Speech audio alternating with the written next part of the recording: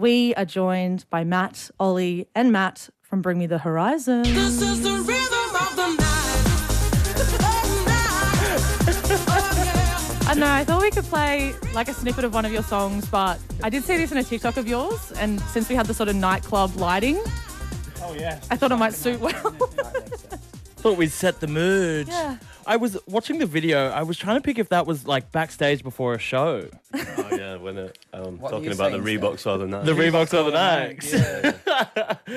Is that a usual energy before the show? That's when we're seriously fed up and want to go home. We need some morale some boosting Corona. tunes on. Yeah. Absolutely. Well, you've kicked off the Australian shows with one in Melbourne the other night. How did it go? It looked phenomenal. Yeah, it's pretty good. Yeah, I mean, right. as far as first shows go, you know, I mean, first show of tour is always a bit, can always be a bit ropey, a few bloopers here and there, but it was brilliant. Yeah. You pulled up one of your fans, Charlie, on stage. Absolutely crushed it. We actually got a text on the Triple J text line the morning after the show. Someone saying, up at 5 a.m. after seeing Bring Me the Horizon in Melbourne, Charlie XCX jumped on stage for a song. Can you confirm or deny? Whether that was indeed Charlie XCX. I think someone had I a don't bit think too it much to really. go. That must feel pretty incredible, though, to know that your fans are so talented that you can just trust them to get up there and absolutely crush it. Yeah, you can't always trust them. No, you can't. Yeah. We've had a few, We've had a few dodgy ones. stinkers. Yeah. No, I mean, it's just good when they know words, that's all. Yeah. That's all we want. It's like X Factor, innit? It's either so bad it's funny or it's good and then it's like kind of heartwarming, but like one way or another everyone's going to have a good laugh. Dane is joining you for these shows as well as Make Them Suffer from Perth and, of course, Sleep Token from London. I saw in an interview a little while ago that you were talking about how you wanted to change up how these shows worked, that you wanted to maybe share the space and the stage with more artists. I can imagine you have so many people in the production, you've got so much in the crew, you've also got all of these artists around you. Does it just feel like a bit of a travelling circus almost with the amount of people around? Yeah, it's a bit it's the biggest production we've ever done and there's a lot of stuff going on, a lot of moving parts. We always want to give our support acts the opportunity, because we've done shows before and we've just been plonked in like this tiny little thing. So Yeah. it's just all about just being fair and giving these artists an opportunity to do their thing. And just making sure it's like a diverse lineup and there's something for everyone and like we're kind of showcasing different, like, you know, like Dane said to me, people saying it don't make sense that I'm on this tour and stuff. And I'm like, our fans are like cool with like different stuff. So I think you're going to have a good time. And I think this is one of my favourite lineups we've ever had for a tour.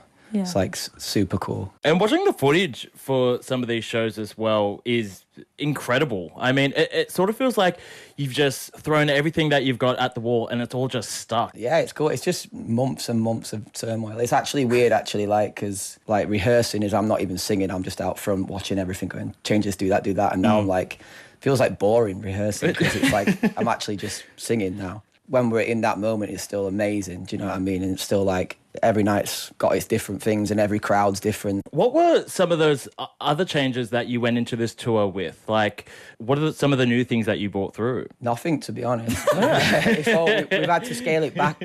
We have to scale it back a tiny bit because we're not as big in Australia quite yet as what we are in England, or at least just to do stuff. There was the only thing we took stuff away, unfortunately, because we finished our record now.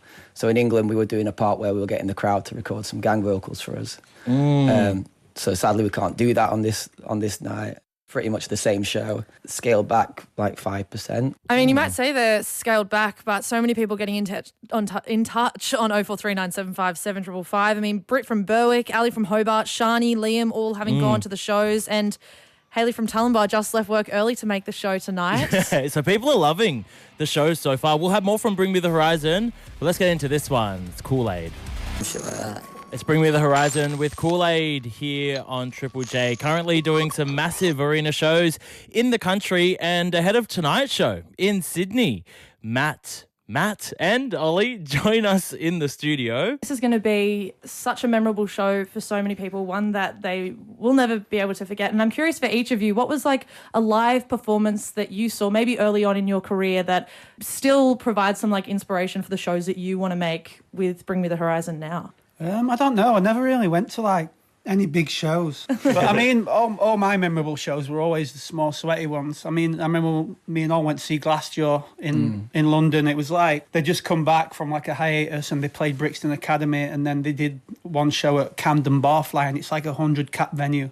And we'd been waiting to see Glassjaw for like 10 years, and we finally got to see him, and it was just like a little sweat box and plenty of energy. And that's always a gig that stands out in my mind as being that gig where I was just like, well, that's never going to be topped. Do you know what I mean? Yeah, it was a good one. That was a good one. And I want to talk about Eve. I mean, for anyone who's seen the show, Eve is sort of this AI entity that sort of narrates the whole performance. You have some interaction with her. Where did the idea of Eve come from? It started when we did our Reading and Leeds headline show.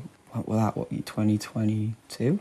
We wanted to like do some kind of intro to the show, but also like at this point we had so much like content and like videos for our things that I wanted something to pull it together, like to have like some story and narrative running through the show. And with like our next record is like very video game influenced, so it was like, how can we make it more immersive? How can we make it feel more like a video game? Do you think that the live shows you've been doing as of late have like changed the trajectory of the album in any way? Or is that kind of like ideas set in stone and you're kind of moving towards the finished version of that project? It was weird because when we did Survival Horror, we hadn't been playing shows because of lockdown.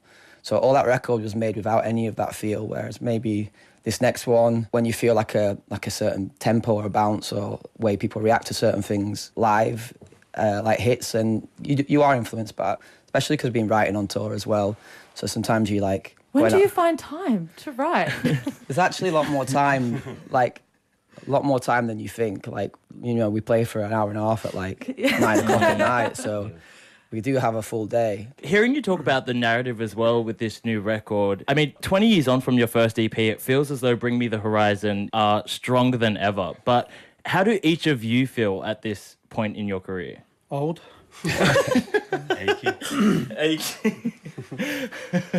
No, you know what? I think we all feel pretty good. It's like you say, it's just this band just don't ever cease to like surprise you from where we can take it from, like you say, like 20 years this month, actually. We've been a band, we played our first show, so, I mean, we didn't even think we'd still be around like 20 months later, do you know what I mean? So it just is what it is. It's just that old saying, you know what I mean? You just gotta ride the wave and see where it takes you. And fortunately for us, it's taken us 20 years down the line. Yeah. I'd say we're happier than we've ever been as a unit. Also, like on a creative level, and I think we've just learned so much over these 20 years from where we've been, and we're so proud of the body of work we did, like, because that's all like we really care about. So like, and I think it sounds like, yeah, that's obvious, but it's a real like hard headspace to get as a band, especially when you're a band that are like headlining festivals and getting big, and people are saying, oh, you could be the next, or like what you just said when we came in, or one of the biggest rock bands in the world. It's like so easy for that to mess with your head, because it's not in a negative way, but I'm saying like, all I got to say in my head is like, that's not true. Yeah, it also feels like 20 years on, the fans they've been following you, a lot of them, for that full 20 years. And it must be so fun to use the rollout of your music to create some, like, not hype, but just to, like, engage with the fans. I do feel that, like what you're saying, and I feel like with our fans, I think, like, again, we're in a place where people trust us and understand and get that we're not trying to be this or that. Like, they just know now Bring Me the Horizon could be anything. The next song, the next album could be anything, but it won't definitely be something. I think at one point people thought, oh, they're just getting more mainstream or more poppy and we're losing the band that we loved and all this stuff. Whereas now I just think they're like, we don't have a clue what's next and we don't care. We trust that, like, do you know what I mean? We're along for the ride. Yeah. And I think that's a really nice place to be in. You know, you're always going to get haters and you're always going to get people that just want the old sound or just want that, or people that are stuck in past. But I think on like a general level, like the connection between us and our fans has also never been better. And we're having a laugh with them. We're so like grateful for that kind of passion. It's pretty nuts. Yeah, I mean, so, yeah. Yeah, people are getting in touch saying that, you know, they've sung with you at some of these shows. I mean, at the Melbourne show even. But Bring Me the Horizon, we're going to talk a bit more about this album. It only feels right to chuck on this one, Take It Back with Wonderful Life. More from the boys right up after this. Is the hour of Bring Me the Horizon right now. Wonderful Life here on Triple J, and Layla in Melbourne saying, went to Bring Me the Horizon in Melbourne and had the best night of my life. We'll be going again next week. And Rochelle in Sydney saying, hey, Matt and Ollie, can't bloody wait to see you tonight and Sunday. Yeah, we're currently joined by the members of the band ahead of tonight's massive show in Sydney. I feel as though you've built like this world for Bring Me the Horizon, from the visuals, from the music to the performance to your shows. I feel like from Post-Human, we're getting this sort of video game Post-Human world era. Was that the idea? Was that the vision? Yeah, I mean, the vision was born from like, I was writing an album in lockdown and we had to do it remotely. We kind of thought in our heads, this is going to be so difficult. You know, there's some things where like a human connection and being in the same room does help, but like you did realise, I can actually get on with a lot of stuff. So it was kind of born out of this idea of like, okay, let's just be us and then see how we can push it in other ways after. I think at one point our band wanted to be something, we just didn't want to be a rock band.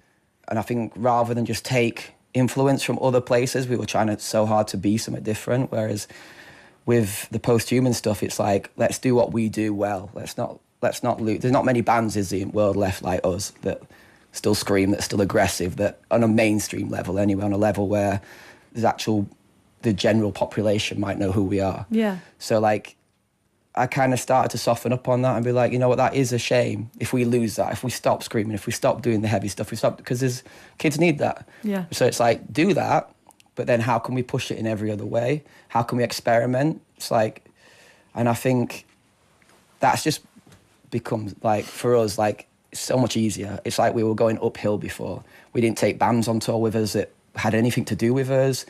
We just kind of did whatever was like kind of expected or what we should do. We went, nah, fuck that. We're going to do the opposite thing, which was cool and fun. And like for us, like creatively, like nourished us, but it also didn't work. You know what I mean? We're trying to put festivals on with all these other artists that no kids who like Bring Me the Horizon want to see. We've kind of took the path of least resistance for this new stuff and then worked out how we can make that progressive and a bit for us and a bit for them. And it's just like, we're happier. It's just working better now, to be honest. And it's like, we couldn't have done any of that without every like step we've chosen. But like I was saying with the fans, like getting us now and everything being so good, it's just like, it's all a byproduct of like way we're operating now. Yeah, everything that's happening behind the scenes. Yeah. Bring Me the Horizon, they are in Australia for this Down Under tour. As we said, with Sleep Token, Make Them Suffer, and Dane hitting Sydney tonight, then Adelaide, Melbourne and Brisbane. Guys, before we let you go, if you each wanted to say something to the fans who are going to be attending these Australian shows, a little teaser, a little like,